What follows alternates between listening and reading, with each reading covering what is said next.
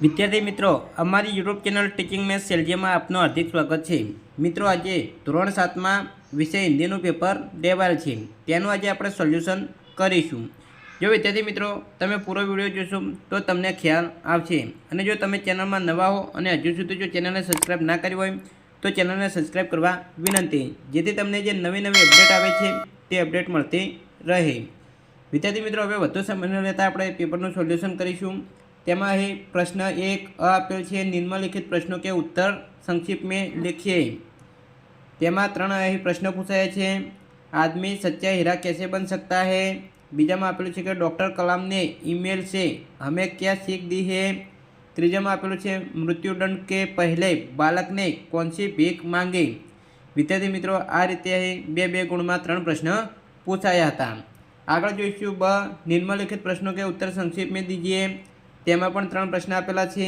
1, बेटे भट्ट लिखकर क्या करेंगे। બીજામાં આપેલું છે धरती की शान काव्य में विविध क्षेत्रों में मनुष्य ने क्या क्या प्रगति की है। ત્રીજામાં આપેલું છે मनुष्य अन्य जीवों से महान कैसे है। વિદ્યાર્થી મિત્રો, આ રીતે કાવ્યમાંથી પણ 3 પ્રશ્નો પૂછાયેલા હતા, જેમાં 2 ગુણમાં। વિદ્યાર્થી મિત્રો, આપણે જોઈશું કે પ્રશ્ન નંબર 2। પ્રશ્ન નંબર 2માં આપેલું છે કે दी गई काव्य पंक्तियों को भावार्थ लिखिए। विद्यार्थी मित्रों, ये काव्य पंक्ति आपेली है અને તેનો ભાવાર્થ લખવાનો છે, જે 6 ગુણમાં પૂછાયેલ છે। આગળ પ્રશ્ન નંબર 3 જોઈશું, निम्नलिखित परिच्छेद का मातृभाषा में अनुवाद कीजिए। આ એક ફકરો આપેલો છે, હિન્દીમાં આપેલો છે, તેનો ગુજરાતીમાં આપણે ભાષાંતર કરવાનું હતું। તો અહીં આપણે જોઈશું કે પરેશભાઈ કિસાન હે, તો એનું ગુજરાતી થાય પરેશભાઈ કિસાન ખેડૂત છે। પરેશભાઈ ખેડૂત છે। તેમની પત્ની હિરલબેન નર્સ છે। એક દિવસ સવારમાં હિરલબેને પાણીનો નળ નીચે ઉતાવળમાં એક મોટો માટલું રાખ્યું। પછી તેમણે નળ ચાલુ કર્યો અને રસોડામાં ચા બનાવવા નીકળી ગયા। ચા બનાવીને પાછા આવ્યા ત્યારે તેમણે જોયું તો માટલું ખાલી હતું, તેમાં પાણી ન હતું। હિરલબેન પોતાની જાત પર હસવા લાગ્યા। વિદ્યાર્થી મિત્રો, આ રીતે હિન્દીમાં આપેલું છે જે પરિચ્છેદ, એનો ગુજરાતીમાં અનુવાદ કરવાનો હતો। આગળ પ્રશ્ન નંબર આપણે 4 જોઈશું, નિમ્નલિખિત ઢાંચે પર से कहानी लिखिए। તો અહીં મુદ્દા આપેલા છે, મુદ્દાઓના આધારે તમારે વાર્તા લખવાની હતી, જે 6 ગુણમાં પૂછાયેલ છે। प्रश्न नंबर 5, दिए गए शब्दों का लिंग परिवर्तन करके वाक्य में फिर से लिखिए। तो विद्यार्थी मित्रों, જે શબ્દો આપેલા છે તેનું લિંગ પરિવર્તન કરી અને વાક્ય ફરીથી લખવાનું છે। મોર, તો એનું લિંગ પરિવર્તન થશે મોરની। પડોશી તો પડોશન। લેખક તો લેખિકા। સાપ તો સાપેન। રાજા તો રાની। ગાયક તો ગાયિકા। વિદ્યાર્થી મિત્રો, આ રીતે લિંગ પરિવર્તન જે 6 ગુણમાં પૂછાયેલ છે। આગળ નેક્સ્ટ આપણે પ્રશ્ન નંબર 6 જોઈશું। પ્રશ્ન નંબર 6માં આપેલું છે કે નિમ્નલિખિત વાક્યો में से विशेषण छांटकर प्रकार लिखिए। तो ये वाक्य આપેલો છે, એમાંથી જે વિશેષણ છે તે આપણે લખવાનું છે। हमारे देश में ईमानदार लोग जाता है, तो ईमानदार ये विशेषण છે। બીજામાં આપેલું છે गौरव तीसरी कक्षा में पढ़ता है, तीसरी ये विशेषण છે। ત્રીજામાં આપેલું છે કે कई लोग नर्मदा की परिक्रमा करते हैं, परिक्रमा ये विशेषण છે। ચોથામાં આપેલું છે કે कव्य का रंग काला होता है, काला ये विशेषण છે। પાંચમામાં આપેલું છે કે કિશન ने 2 लीटर तेल मंगवाया है, 2 लीटर ये विशेषण છે। છઠ્ઠામાં આપેલું છે यह श्वेत घोड़ा है, तो श्वेत ये विशेषण છે। આમ વિદ્યાર્થી મિત્રો 6 ગુણમાં પૂછાયેલ છે। આગળ પ્રશ્ન નંબર 7 આપેલ છે। પ્રશ્ન નંબર 7માં આપેલું છે કે ક્રિયા का काल जानकर उसका प्रकार लिखिए। તો એ જે ક્રિયાઓ આપેલી છે એનો કાળ જોઈ અને આપણે વર્તમાન કાળ છે, ભૂતકાળ છે કે ભવિષ્યકાળ તે લખવાનું છે। તો પહેલામાં આપેલું છે કે બચ્ચે ઉછલ કૂદ કર રહે હે, તો આ વર્તમાન કાળનું વાક્ય છે। બીજામાં આપેલું છે યહ વિદ્યાલય જાયેંગા, જાયેંગા એટલે ભવિષ્યકાળનું વાક્ય છે। ત્રીજામાં આપેલું છે મેને ઉસે ફલ દિए ભૂતકાળ। ચોથામાં આપેલું છે પિતાજી અખબાર પઢ રહે થે, ભૂતકાળ। પાંચમામાં આપેલું છે સીમા પાટણ जा रही है, વર્તમાન કાળ। છઠ્ઠામાં આપેલું છે લડકે શ્યામ કો ખેલેંગે, ભવિષ્યકાળ। વિદ્યાર્થી મિત્રો, આ રીતે કાળના પ્રકાર ઓળખવાના હતા। આગળ પ્રશ્ન નંબર 8 આપેલો છે। તો પ્રશ્ન નંબર 8માં વિદ્યાર્થી મિત્રો આપણે જોઈશું કે કાવ્ય को पढ़कर उसके आधार पर दिए गए प्रश्नों का उत्तर दीजिए। વિદ્યાર્થી મિત્રો, એક કાવ્ય આપેલું છે, તે કાવ્ય આપણે વાંચી અને અહીં જે પ્રશ્નો 5 પૂછાયા છે તેનો જવાબ આપવાનો છે। तो पहलो प्रश्न पूछाय छे कि भगवान के डाकिए कौन कौन है। तो कविता આપણે વાંચીએ છીએ એટલે આપણને ખ્યાલ આવી જશે। तो भगवान के डाकिए पक्षी और बादल है। बीजामां आपेલું છે कविता के अनुसार चिट्ठियाँ कौन पढ़ते हैं। जवाब है कविता के अनुसार चिट्ठियाँ पेड़ पौधे पानी और पहाड़ पढ़ते हैं। ત્રીજામાં આपेલું છે सुगंध शब्द का समानार्थी काव्य में ढूंढकर लिखे। सुगंधનો समानार्थी शब्द થશે सुवास। चौथाમાં आपेલું છે कविता के अनुसार प्रकृति के तत्व कौन कौन से हैं। तो प्रकृति के तत्व है पेड़ पौधे पानी पहाड़ पक्षी बादल आदि प्रकृति के तत्व है।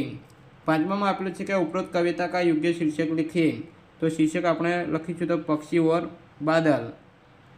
प्रश्न नंबर 9 दिए गए शब्दों के आधार पर कोई दो चुटकुले का निर्माण करके लिखे। तो विद्यार्थी मित्रों बेनो आपेલું છે चिंटू और पिंटू અને બીજામાં આपेલું છે हाथी और चिंटू। આના ઉપયોગ કરીને તમે કોઈપણ બે ચુટકલા એટલે કે જોડકા લખી શકો છો જે જોક્સ કહી શકાય તે। પ્રશ્ન નંબર 10 આપેલ છે। તો વિદ્યાર્થી મિત્રો અહીં પ્રશ્ન નંબર 10માં અહીં ભાવવાચક आधार पर प्रश्नों का उत्तर दीजिए।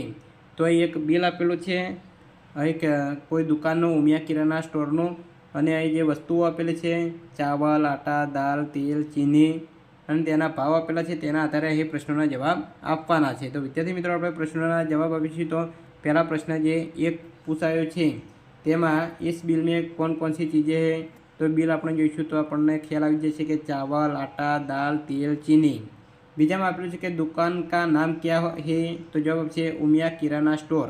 ત્રીજામાં આપેલું છે કે आटो और दाल का किलो के हिसाब से क्या भाव होगा। तो जवाब છે आटे का 25 रुपया किलो के और दाल 1 किलो का 80 रुपये है। चौथा में जवाब आपको कि 500 ग्राम चीनी का क्या भाव होगा। तो 500 ग्राम 1 किलो ना 40 रुपया से तो 500 ग्राम ना 20 रुपया थशे। पांचमो 125 रुपये में कौन सी चीज़ 5 किलो मिलती है। तो जवाब आपसे आटा। छठो 2 किलो तेल का भाव क्या होगा। तो 200 और 200 400 रुपया। सातमा में आपको बिल किसके नाम का है। तो जवाब है संजय कुमार। तो विद्यार्थी मित्रों आ रीते कुल 7 गुण में पूछाયેલ છે। આગળ પ્રશ્ન નંબર 11 જોઈશું। તો પ્રશ્ન નંબર 11 માં આપેલું છે કે दी गई समय सारणी के आधार पर प्रश्नों के उत्तर दीजिए। અહીં टाइम टेबल आपेલું છે તેના આધારે વિદ્યાર્થી મિત્રો આપણે પ્રશ્નોના જવાબ આપવાના છે। તેમાં પહેલો પ્રશ્ન कौन से दिन भाषा के 3 से ज़्यादा तास होंगे। तो जवाब આવશે ગુરુવાર।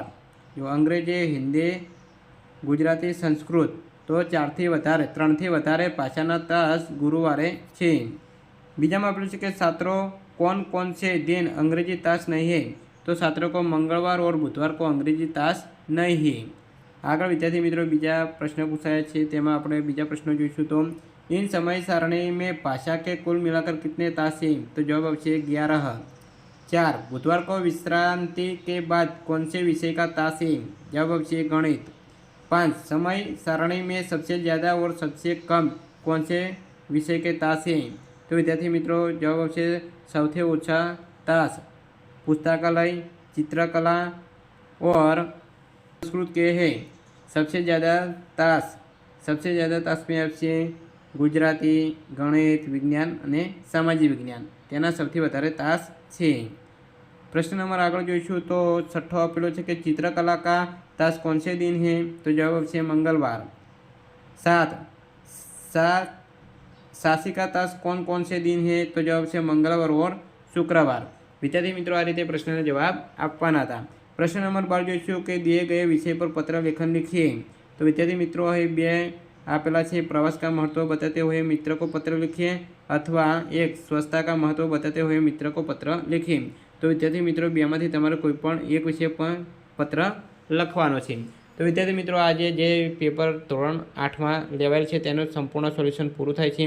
जो विद्यार्थी मित्रों वीडियो सारो लाग्यो हो तो लाइक करो शेर करो और सब्सक्राइब करो।